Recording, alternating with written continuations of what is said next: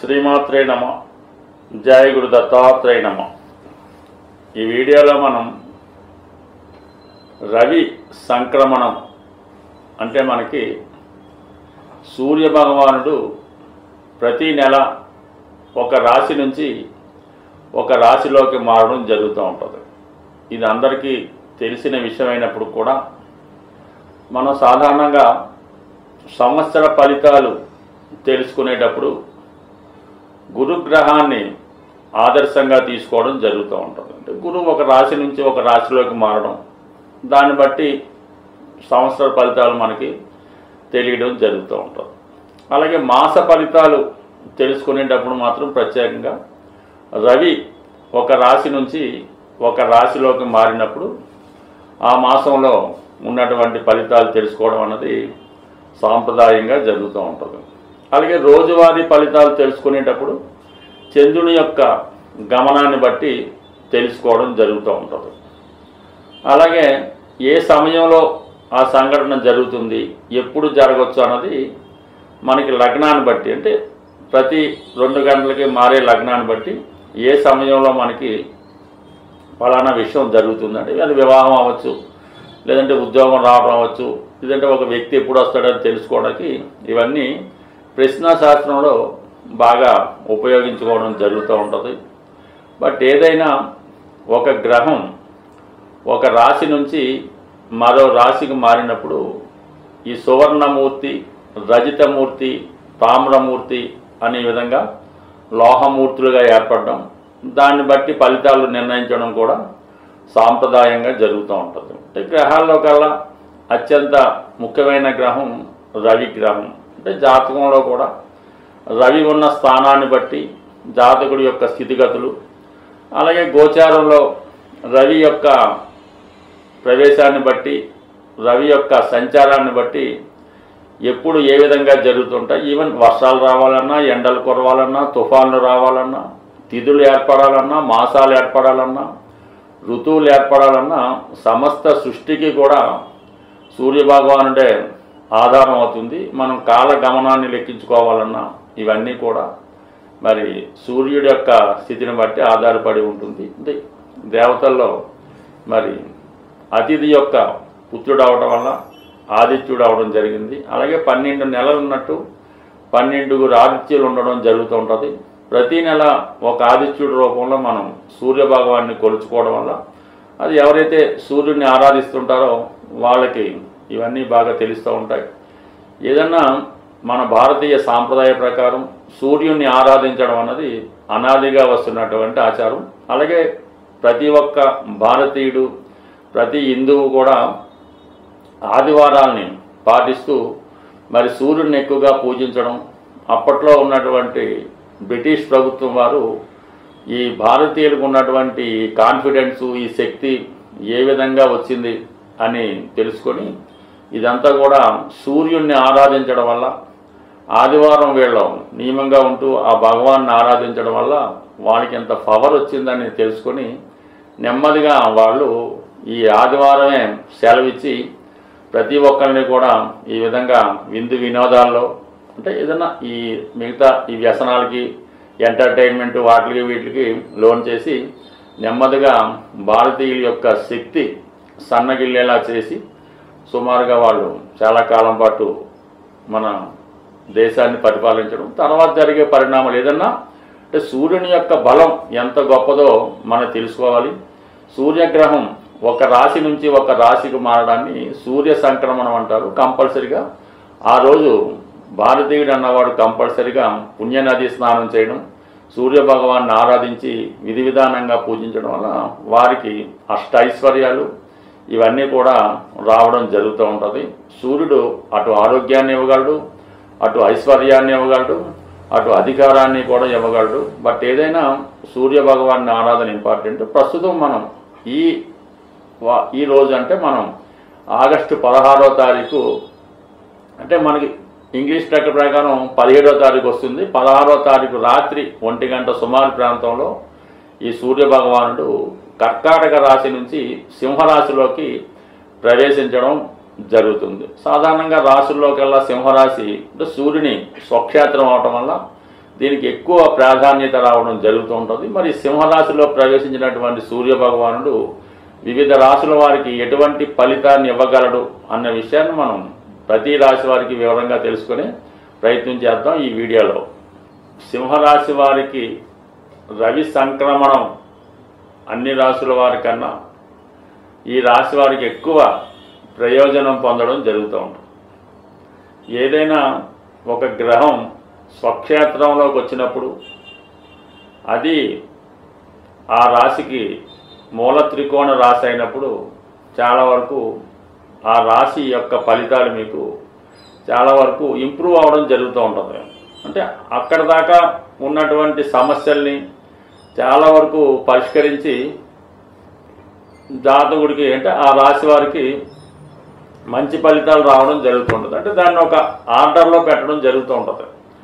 ఒక గృహంలో ఒక యజమాని లేనప్పుడు ఆ గృహం ఎలా చిందరవందరగా పిల్లలు రకరకాలుగా పాడు చేస్తారు. మళ్ళీ గృహ యజమాని ఆ ఇంట్లోకి రాగానే సాధారణంగా అంతా కూడా కామ్ అవుతుంటారు. ఎక్కడ వస్తువు అక్కడ పెట్టి చాలా పిండ్ ఆఫ్ సైలెంట్గా ఉండడం జరుగుతూ ఉంటుంది. అంటే అది అప్పట్లో అలా జరుగుతూ ఉండేది. ఇప్పుడు ఈ రవి స్వక్షేత్రంలో ప్రవేశించడం వల్ల సింహరాశి వారికి ఇప్పటి వరకు ఉన్నటువంటి సమస్యలు కానీ ఇబ్బందులు కానీ ఉంటే అవన్నీ తొలగిపోయే అవకాశం ఉంది. ముఖ్యంగా అశ్రద్ధ అంటే కేతువు ఇప్పుడు సింహరాశిలో ఉన్నాడు కదా, ప్రతి విషయాన్ని కూడా పట్టించుకోకపోవడం, దానికి అదే జరుగుతుందిలే అని ఆ ప్రయత్నాన్ని దేవుడి మీదకి వదిలేస్తూ ఉంటాడు. ఆ వచ్చినప్పుడు వస్తుందండి తర్వాత చూసుకోవచ్చు అంటూ ఉంటాడు. అటువంటిది ఇప్పుడు ఏంటంటే ప్రయత్నం మొదలెట్టడం జరుగుతూ ఉంటుంది. ఏదో డబ్బులు వస్తాయి ఎదురు చూస్తూ ఉంటాడు. తీరా ఆ గడువు దాటిపోయిన తర్వాత ప్రయత్నం మొదలెడుతూ ఉంటాడు. అంటే ఇప్పుడు ఈ రాశి వారికి రావాల్సినది ఏదైనా ఉంటే ధనం కానీ పదవి కానీ ఏదైనా సరే దానికోసం ప్రయత్నం చేయడం వల్ల ఆ ప్రయత్నం ఫలించడం జరుగుతూ ఉంటుంది. అంటే రావాల్సిన ధనం, రావాల్సినటువంటి ప్రభుత్వ పథకం లేదంటే ప్రభుత్వ ఉద్యోగం రావడం జరుగుతుంది. అలాగే ఎవరైతే ఎంతకాలంగా హెల్త్ పరంగా నెగ్లెక్ట్ చేశారో, చిన్న చిన్న అనారోగ్య సమస్యలతో ఇబ్బంది పడుతున్నారో వారి యొక్క ఆరోగ్యం బాగుపడే అవకాశం ఉంది. అయితే లోన ఉన్నటువంటి కొన్ని హెల్త్ ప్రాబ్లమ్స్ రవి రావడంతో ఒకేసారి అవి బయటికి రావడం జరుగుతూ ఉంటాయి. సుమారుగా చాలా కాలంగా వాడు హార్ట్ పరమైనటువంటి ప్రాబ్లమ్స్తో బీపీతో బాధపడుతున్నాడు. ఒకేసారి అది ఎక్కువ సీరియస్ అనిపిస్తూ ఉంటుంది. ఏమంటే హాస్పిటల్కి తీసుకెళ్తారు, చక్కగా అన్ని ట్రీట్మెంట్ అవుతుంది. పాత ఏమైనా ఉంటే మొత్తం పోయి మళ్ళీ సంపూర్ణ ఆరోగ్యవంతుడు అయ్యే అవకాశం ఉన్నది. అంటే ఆరోగ్యాన్ని బాగు చేసుకుంటాడు. సాధారణంగా ఈ రాశి వారు నడుము నొప్పి, బ్యాక్ పెయిన్, కడుపు నొప్పి, హార్ట్ ప్రాబ్లం ఈ విషయాల్లో కంపల్సరీగా జాగ్రత్త వహించవలసి ఉంటుంది. సంవత్సరానికి ఒకసారైనా అంటే ఎప్పుడైతే రవి సింహరాశిలో ప్రవేశిస్తాడో ఆ సింహరాశి వారు అంటే ఇంచుమించుగా 40 సంవత్సరాలు దాటిన తర్వాత ఒకసారి జనరల్ చెకప్ చేయించుకుంటే ఏదో గుప్తంగా ఉండవలసినవి ఏమైనా ఉంటే అవి బయటపడి జాతకుడు ఆరోగ్యవంతుడు అయ్యే అవకాశం ఉంది. కాబట్టి సాధారణంగా ఇటువంటి అనారోగ్య సమస్యలతో ఇబ్బంది పడుతున్న వారు ఒకసారి కంప్లీట్ చెకప్ చేయించుకుంటే మీకు అది అనుకూలంగా వచ్చే అవకాశం ఉంది. అయితే 5వ స్థానాన్ని కూడా యాక్టివేట్ చేస్తారు. అంటే మీ పిల్లల యొక్క అభివృద్ధి, వారి మీద శ్రద్ధ పెట్టడం, వారికి ఏమైనా నెసెసిటీ ఉంటే వారిని తీర్చడం, అలాగే మీ యొక్క ఫాలోవర్స్, మీ అభిమానులు వారి మీద కూడా శ్రద్ధ పెట్టడం. సడన్గా మీ పాపులారిటీ పెరుగుతుంది. పిల్లల యొక్క అభివృద్ధి మీకు గర్వకారణం అవుతుంది. మీలో ఉన్నటువంటి టాలెంట్కి తగిన గుర్తింపు వస్తుంది. ఏదో ఒక ప్రయత్నం నెరవేరడం జరుగుతూ ఉంటుంది. అలాగే ఏదైనా ఒక విషయంలో మీకు గుర్తింపు రావడం కూడా జరుగుతూ ఉంటుంది. అంటే మీకు ఏదైతే సరదా ఉందో, ఏదైతే హాబీగా ఉందో, ఏదైతే చేద్దాం అనుకుంటున్నారో అది ఈ సమయంలో చేస్తారు. దాని ఫలితం కూడా మీరు పాజిటివ్గానే పొందడం జరుగుతూ ఉంటుంది. ఎందుకంటే పంచమం మీద గురు దృష్టి పడుతుంది ఆల్రెడీ. మరి రవి యొక్క దృష్టితో కంపల్సరిగా పంచమ భావ ఫలితాలు మీకు అనుకూలంగా రావడం జరుగుతుంది. అలాగే పెళ్లి విషయంలో అయినా మీరు లవ్ అఫేర్లో ఉన్నా, ఎవరినైనా ఇష్టపడుతున్నా కొంతవరకు మీ మనసులో మాట వారికి చెప్పడం కానీ, వారి మనసులో ఉన్నటువంటి మంచి విషయాలు మీకు తెలియడం కానీ జరుగుతుంది. అయితే పెళ్ళికి ఇంకా కొంత టైం పడుతుంది. ఎందుకంటే సప్తంలో ఉన్నటువంటి రాహు ప్రేమను కొంతకాలం పాటు మీరు లవ్గానే ఉంచుకోవాలి తప్ప పెళ్లి దాకా వెళ్తే మాత్రం మరి అది చాలా వరకు క్యాన్సిల్ అయ్యే అవకాశం ఉంది. కాబట్టి కొంతకాలం పాటు వెయిట్ చేద్దాం. మరి రాహు కొంతకాలం తర్వాత కింద దిగుతాడు.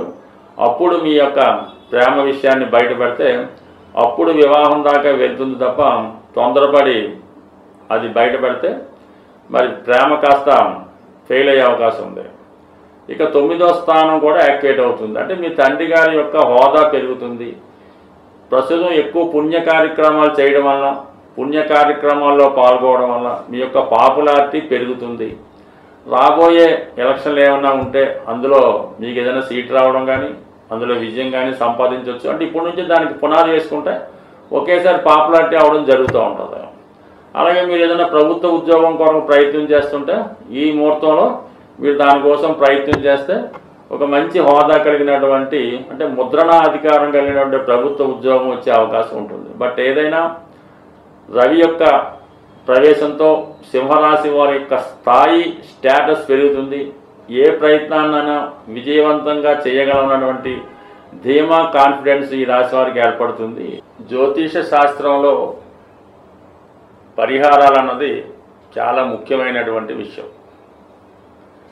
ప్రతి గ్రహానికి పరిహారం అన్నది కంపల్సరిగా ఈ జ్యోతిష శాస్త్రం రాసినప్పుడే దానికి ముందుగానే ఈ నవగ్రహ స్తోత్రాలు ఇవ్వడం జరుగుతుంది. ప్రతి పంచాంగంలో ఉన్నటువంటి ఈ 9 గ్రహాలకి ఉన్నటువంటి 9 స్తోత్రాలని కంపల్సరిగా ప్రతిరోజు చదవలసి ఉంటుంది.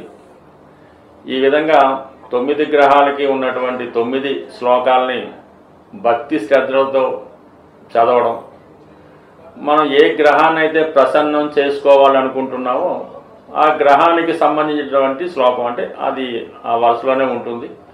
దాన్ని ఒక 41 సార్లు చదివించి మళ్ళా ఈ నవగ్రహ స్తోత్రాన్ని మళ్ళా రిపీట్ చేసి దాన్ని పూర్తి చేయడం అనేది ఒక దినచర్యగా చేసుకోవాలి. అంటే కామన్గా మనం ఎవరికైనా పరిహారం చేసుకున్నప్పుడు ఈ విష్ణు సహస్రనామం చదవండి, లేదంటే నవగ్రహ స్తోత్రాలు చదవమన్నప్పుడు అవి మీరు రోజు చదువుతున్నామని చెప్తూ ఉంటారు. అంటే మీరు రోజు చదవడం అన్నది కంపల్సరీ దినచర్య. కానీ మనం ప్రత్యేకంగా పరిహారం చెప్పినప్పుడు అది విధి విధానంగా ఒక పద్ధతిగా చదివినప్పుడు దాని యొక్క పరిహారం అన్నది తొందరగా రావడం జరుగుతూ ఉంటుంది. అంటే ఒక కోడ్ లాంగ్వేజ్ ద్వారా మన యొక్క కష్టాల్ని ఆ భగవంతుడికి తెలియజేసుకోవడం జరుగుతూ ఉంటుంది. ఈ కోడ్ లాంగ్వేజ్ అన్నది ఎలా ఉంటుందంటే మనం పెట్టే దీపాన్ని బట్టి, మనం పెట్టే నైవేద్యాన్ని బట్టి, మనం వేసుకునే డ్రెస్సును బట్టి, మనం ఎన్నుకునే వారాన్ని బట్టి ఆ కోడ్ లాంగ్వేజ్ వాళ్ళకి అర్థం అవడం జరుగుతూ ఉంటుంది. సుమారుగా మనం శనివారం హనుమాన్ టెంపుల్కి వెళ్ళినప్పుడు అది ఉద్యోగం కోసం అని స్వామికి అర్థమవుతుంటుంది. అదే మంగళవారం వెళ్ళినప్పుడు ఈ వివాహ జీవితం, ఆర్థిక బాధలు, అన్నదమ్ముల గొడవలని స్వామికి తెలియడం జరుగుతూ ఉంటుంది. అంటే ఈ విధంగా మనం ఒకేసారి కాకుండా ఓ 18 వారాలు, ఒక 40 వారాలు చేయడం వల్ల ఆ ఫలితం సిద్ధించడం జరుగుతూ ఉంటుంది. అంటే ఏదైనా మన ప్రయత్నం బట్టి మనం కోరుకునే కోరికను బట్టి కూడా మనం చేసే ప్రయత్నం ఉండాలి తప్ప పెద్ద ప్రయత్నానికి చిన్న ప్రయత్నం అయితే కుదరదు. కంపల్సరిగా ఎక్కువ ఫలితం రావాలంటే ఎక్కువ కష్టం పడవలసి ఉంటుంది. బట్ ఇప్పుడు ఈ రవిగ్రహం మాత్రం సింపుల్గానే మనకి ప్రతిరోజు మీరు సూర్య నమస్కారం చేసుకున్నప్పుడు కూడా కంపల్సరిగా మరి సూర్య భగవాన్ అనుగ్రహం కోసం ఆదివారం రోజు కంప్లీట్గా నియమంగా ఉండడం, అలాగే ఈ బలహీనతలకి కంపల్సరిగా దూరంగా ఉండవలసి ఉంటుంది. అది మద్యం అవ్వచ్చు, మాంసం అవ్వచ్చు, స్త్రీ అవ్వచ్చు. ఈవెన్ ఆ రోజు బ్రహ్మచర్యం పాటించి కేవలం ఆ నియమంగా ఉంటే మళ్ళీ మన్నాడు సూర్యోదయం దాకా పవిత్రంగా ఉండడం వల్ల మీలో స్టామినా పెరుగుతుంది, సామర్థ్యం పెరుగుతూ ఉంటుంది. ఎప్పుడైతే మీలో వ్యక్తిగత సామర్థ్యం పెరిగిందో దేన్నైనా సాధించగలిగే సంకల్పం పెరుగుతుంది. అదే రవి యొక్క అనుగ్రహం అన్నమాట. ఇవన్నీ కూడా ఈ ఆదివారం నియమం పాటించడం వల్ల, ముఖ్యంగా రవి తండ్రి కారకుడు అవడం వల్ల తండ్రి గారిని కంపల్సరీగా గౌరవించడం, వాళ్ళకి బతికుంటే వారికి కావాల్సినటువంటి సదుపాయాలు సమకూర్చడం. మీ తండ్రి గారు చాలా కోటీశ్వరుడే అవ్వచ్చు, కానీ ఆయనకి చిన్నవి అంటే కేవలం వాళ్ళకి ఒక చెప్పుల జత లాంటిదో, ఆయన గొడుగు వారితో గొడుగు లాంటిదో ఇవ్వడం వల్ల, వారికి ఏవైనా ఈ పూజకు ఉపయోగించే వస్త్రాలు లాంటివి కొని ఇవ్వడం వల్ల మీ తండ్రి గారి యొక్క అనుగ్రహానికి పాత్రలు అవ్వడం జరుగుతుంటుంది. వీలైతే మీకు తాతగారు ఉన్న, తండ్రి గారు ఉన్న వాళ్ళకి ఇటువంటి చిన్న సర్వీస్ చేయడం వల్ల మీరు భగవంతుణ్ణి ఆరాధించిన దానికన్నా ఎక్కువ ఫలితం అన్నది తొందరగా పొందడం జరుగుతూ ఉంటుంది. సో ఏదైనా మీ సంకల్పం, అందులో ఉన్నటువంటి డెడికేషను మీకు అన్ని సమస్యల నుంచి, ప్రతి నవగ్రహానికి సంబంధించినటువంటి వ్యక్తి మీ గృహంలో ఉండడం జరుగుతూ ఉంటుంది. తండ్రి రూపంలో సూర్యుడు, తల్లి రూపంలో చంద్రుడు, అన్న రూపంలో కుజుడు, ఈ విధంగా ప్రతి ఒక్కరూ మీ కుటుంబంలో ఉంటారు. వారిని సాటిస్ఫై చేస్తే మీరు నవగ్రహాల్ని సాటిస్ఫై చేసినట్టు అవుతుంది. స్వస్తి.